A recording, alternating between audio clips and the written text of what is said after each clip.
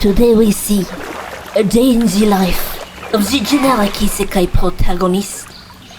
He is normal and unassuming, and yet he is constantly surrounded by the most beautiful women in the land. So you might have seen the title, The Stale Bread Man. But what is the Stale Bread Man? I'm defining it as fictional characters who are typically male and both embody a power fantasy in some way, while not having much defining them outside of that power fantasy. Looks-wise, he will most often have average traits for the country that the work comes from. His personality can vary in a few different ways, which will be explained later, don't worry.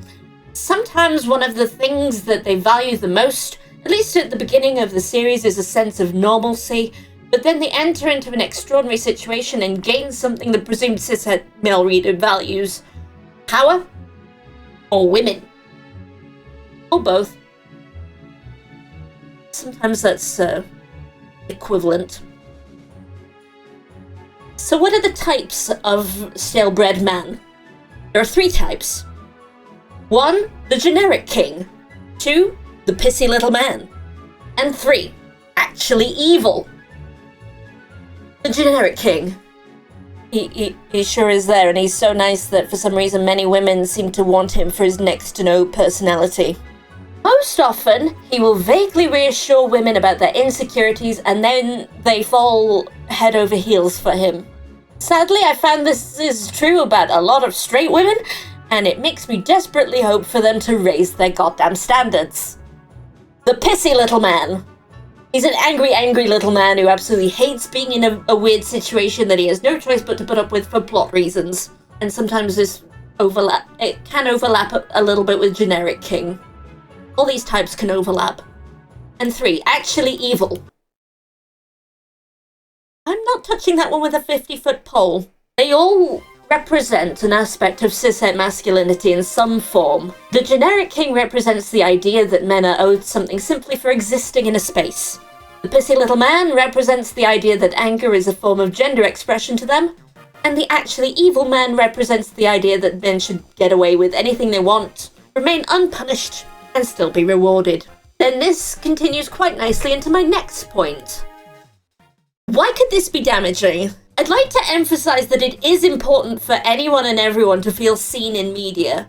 Representation is important, even for the ordinary cishet man. However, a lot of these pieces of media, accidentally or not so accidentally, feed into incel ideologies. I'll explain what this is, even though most of you probably already know. The word incel is short for involuntary celibacy.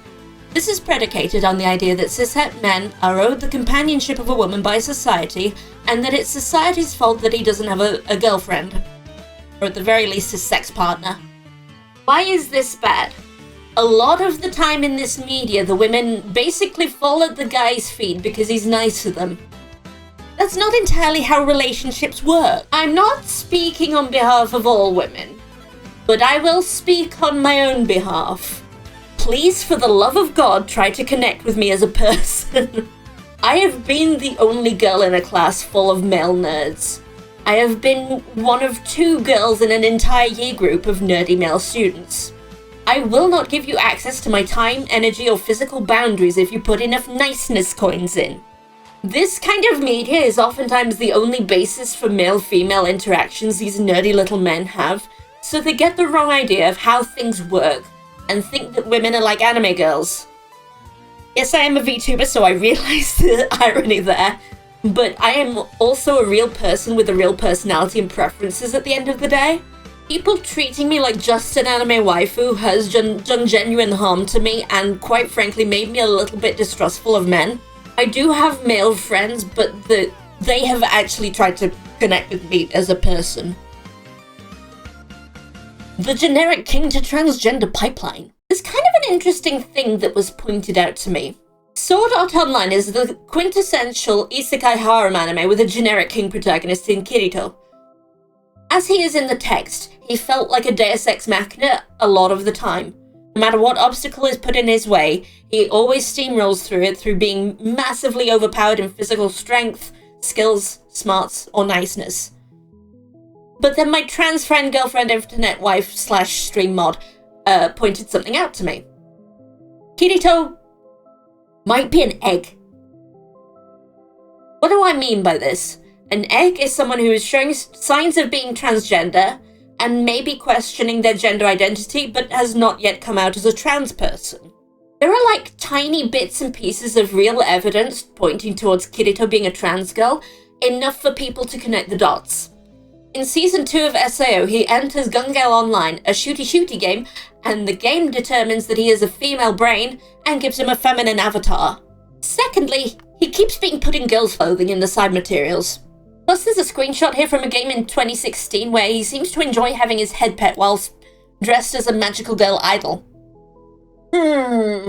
This is partly significant, at least in my opinion, because Kirito is the isekai hero. He's the character that started a lot of these trends. But considering the stuff with the only gay girl in SAO having AIDS, I'm not sure I'd want this author to pen a story about Kirito being trans. The whole point of this segment is to say that there is a link between ordinary default man and closeted transgender people, due to that being similar to how trans femme people portray masculinity before they come out and start dressing how they want to. Why am I not complaining about girls' isekai? For one thing, female-oriented isekai series aren't nearly as popular. For every 5 or so popular shonen or seinen isekai, there's probably like 1 or 2 shoujo or josei series that get popular. I suppose the quintessential female-oriented series is Bakarina, aka My Next Life as a Villainess, All Routes Lead to Doom, aka I reincarnated into an otome game as a villainess with only destruction flags. It follows Katarina Klaes, who was reincarnated as the villainess of her favourite game that she was playing with her friend before she passed. All of the endings lead to an unpleasant fate for her, from being exiled and stripped of her noble title to execution. When she realises as a child that she was reincarnated from a Japanese teenager and knows the future, she decides to find ways to make everyone happy whilst also preparing for potentially being exiled. And then all of her friends and adoptive sibling fall in love with her because she's a fucking ray of sunshine. It's actually published in a josei magazine, but seems to break through that glass ceiling because the first part of the story is really good. But also it's a little bit gay. To which I say, nice! But also, Bakarina filled the girls' side of the isekai genre with villainesses. It was originally a subversion of a trope, being reincarnated as the heroine of an otome game, and now it's the defining trope of shoujo and josei isekai series. Plus, the girls' isekai series that I enjoy are oddly more relatable because they're not just like mass-produced cookie-cutter protagonists. They have different wants, thought processes, and ways of moving through life and reacting to situations. There are a lot of these similar protagonists, but the ones that stand out to me are the ones with the non-standard protagonists such as Katarina. And let's take a look at the data I've collected from my anime list. Oh god, I've done another spreadsheet. I'm so sorry. I've only got data for things with gender labels on, but there's 75 things that have labels and 443 anime series in the isekai genre total. And I'm not going to go through 368 things and gender them because I am not a midwife. I don't want to look at things and assume what gender they belong to depending on how they look. And I'm done with going through massive amounts of data with my eyes. Being an administrator sucked. These are the total amounts of anime series per gender category. Josei has the lowest, then it's shoujo, seinen, then shonen. This will be a common theme. And these are the isekai series with gender labels. There are actually less seinen series than shoujo series this time. And this is the percentage of each gender that belongs to the isekai genre. Then I added up the total of each labeled series per gender, and the total amount skews towards male-oriented series.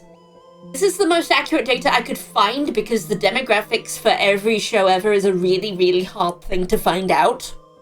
I mean, feel free to find out the data yourself if you want. Count every show by hand. Oh wait, go on. Is there a way to do it well?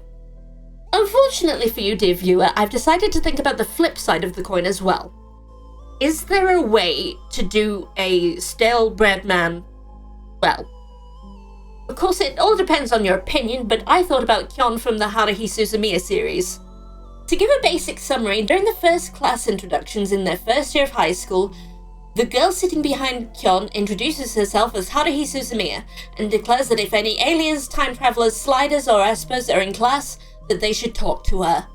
At first, she's dour and serious, but opens up to Kyon and forms a school club with him, the SOS Brigade, and turns into a hyperactive weirdo. I mean, you could probably read her as autistic. And then it turns out that all the club members she roped into joining were an alien, a time traveler, and an esper, unknowingly fulfilling all her desires. Unfortunately, she's the last one who can know, as she has reality warping powers, which have 3 explanations from each member. She's either the key to evolution, a deity, or the one who helped cause the discovery of time travel.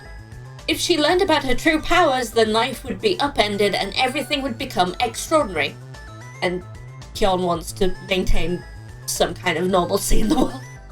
In all of this, Kyon is Haruhi's sarcastic lackey. They generally butt heads, she ropes him into things, he pushes back if she goes too far. A significant portion of the girls seem to be into him, and the safety of the universe, the space-time continuum, and everything in existence hinges on whether or not he says the words, "I am John Smith" to Haruhi. But he himself has no remarkable powers and simply treats people as, well, people. Further, no one kowtows to him like he's the most amazingest person ever, who can do no wrong. In my opinion, he doesn't read as a vessel for cishet men's horny fantasies, but rather as a guy who simply wants to live his life in a series of extraordinary events. He's imperfect and has emotional outbursts, but experiences consequences. Besides which, he's actually somewhat interesting.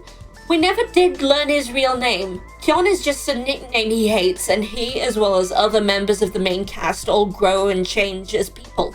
He also has monologues that are ambiguously his inner thoughts. The light novels don't put speech marks around these thoughts, and the anime hides his mouth, but characters still react to him talking. Our view of the world is through his eyes and through his thoughts and feelings that are said or unsaid. Perhaps the fact that he has interesting parts of himself that ask questions instead of being the answer to them, disqualifies him from being stale bread. The events that he goes through can also disqualify him from being an everyman, in my opinion. He's part of the plot, but he isn't always there to have all the answers. He's a flawed human driven by emotions. With that said, though, don't forget to do your homework! My thoughts. Oddly enough, I don't think it's bad that men have power fantasy series as a concept. We all need a bit of catharsis, and we often get that from the media we consume. But I also don't think that men's power should come at the expense of the women in their lives. A lot of these popular shows for men treat women as prizes or as ornaments to be collected. The same isn't true of women's series because we're taught to view men as people and not utilities or vessels for our desires. It'd be nice to hear of a popular series where the man and the woman genuinely seem to connect as equals, and the guy isn't a weird pervert. I remember watching the beginning of Sword Art Online Season 2, and Kirito and Asuna marveling that some security cameras were on a closed network. I think I was in early human college, so I must have been on the cusp of legal adulthood here at that time. I think that was when the wool was pulled from my eyes, and good God, these people have no fucking clue what they're talking about. I also remember him being right about the modus operandi of what I think it was a serial killer who operated partly in the shooty gun MMO based purely on conjecture that she might be murdered, and he was completely right. And in the same season during the plot where Asuna is the point of view character, it got 100 times more interesting. Because I didn't know how much I liked women back then. And also they actually had a gay character. The long and short of it, I just didn't think Kirito was a very interesting protagonist. I've also seen real men who live in the real world who are boring as all sin and think they're owed the world simply for being. I've met a stoic man who led an interesting life but never talked about it. He was my grandfather. I've met who just, you know, treated women like people. More often than not, women have to work much harder to prove their value, or simply to have a modicum of basic respect, than these men who are boring as sin, and that just kind of sucks. How do you like my new model? Anyway, don't forget to follow me. Twitch, Twitter, Blue Sky, TikTok, YouTube. Give me a kiss. Mwah. I remember meeting someone when I was like 18, and he was a classmate, and for some reason he called it Haruhi Suzimaya, and when I told him he was wrong, he just kept calling it Haruhi Suzimaya, because apparently it sounded better, but like, why are you like this?